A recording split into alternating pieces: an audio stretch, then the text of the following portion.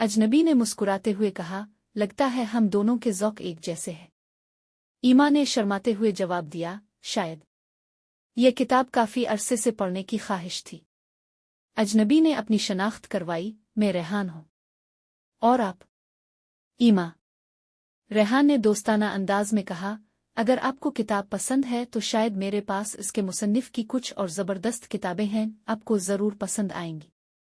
ईमा ने हैरत से पूछा, आपको वाकई किताबों का शौक है? बिल्कुल।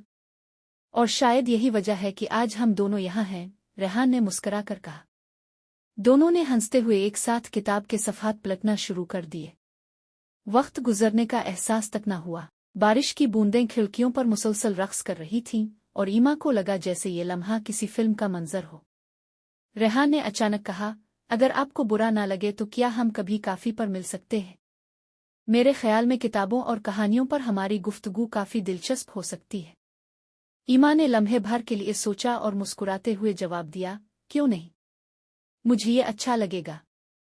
इस दिन के बाद उनकी मुलाकातें बढ़ने लगे। वो किताबों के जरिए एक दूसरे के ख्यालात और एहसासात जानने लगे।